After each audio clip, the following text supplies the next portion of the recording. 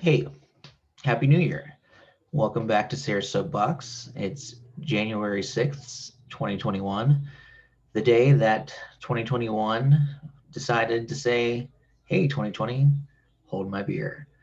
Yeah, so we had what I'll call the Trump supporter insurrection today, which is absolutely insane. I compared it on Facebook to, if your team just suffered a blowout loss in a football game and your coach refused to leave the field and accept the loss until there was a review of every single officiating call that happened in the game, whether or not it was for hit against the team or not.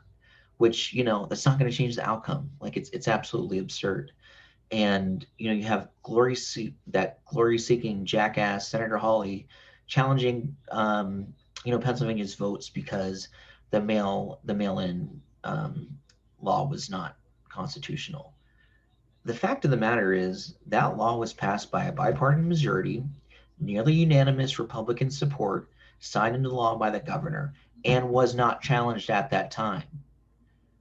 They've waited until millions of Pennsylvania voters relied on that law to exercise their right to vote to raise the challenge. That's why the court dismissed it for timeliness. And really, it would have been a technicality at best if it had even won on the merits that it was unconstitutional in Pennsylvania. It's such a specious argument, and it's pathetic, really. It's sad, and it shows you how desperate some of these Republican officials are to continue to pander to their Trump loving base. And it's just absurd at this point. Even Senator Lindsey Graham tonight said enough is enough with Trump. And,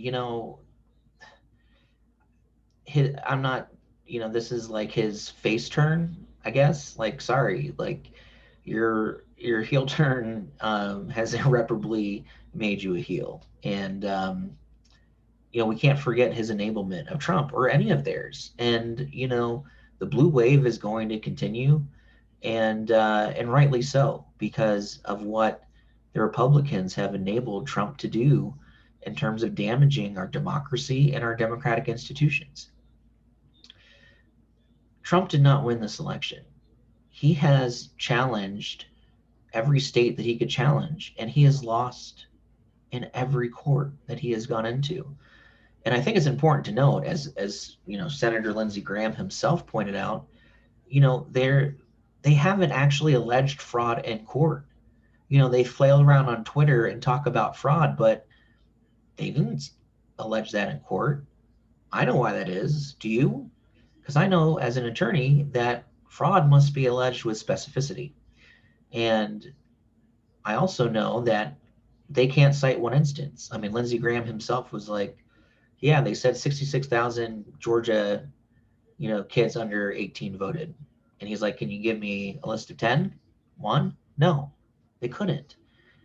And it's just it's just Trump being a narcissistic egomaniac who, when his ego takes a massive blow, goes into burn it all down mode.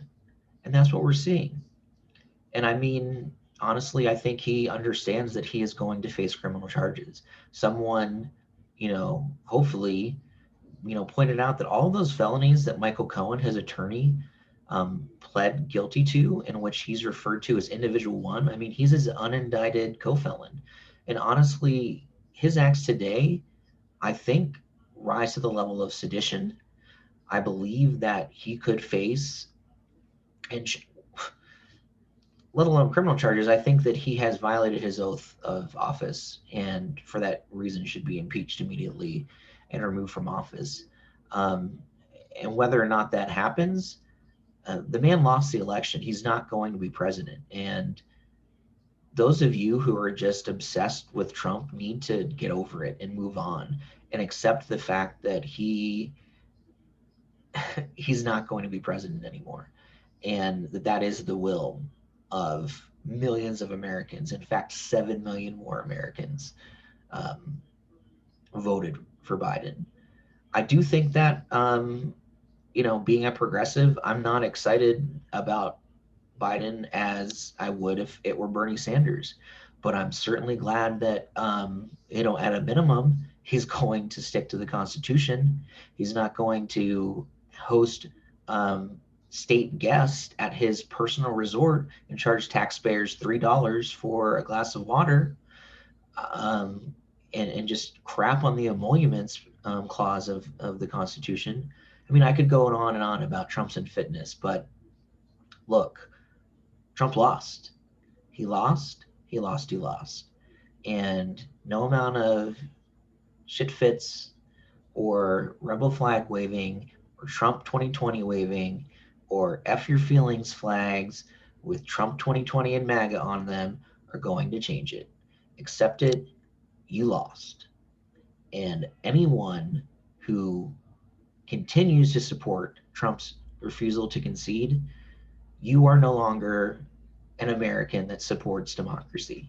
You are an authoritarian, and you want a government in a world where only Trump is in charge and only Trump is right. And guess what? Most Americans don't want that. And if you want that, ask yourself why and come to grips with those issues, please. All right. Strap in. It's 2020, and hope to do one of these again soon. Thanks. Bye.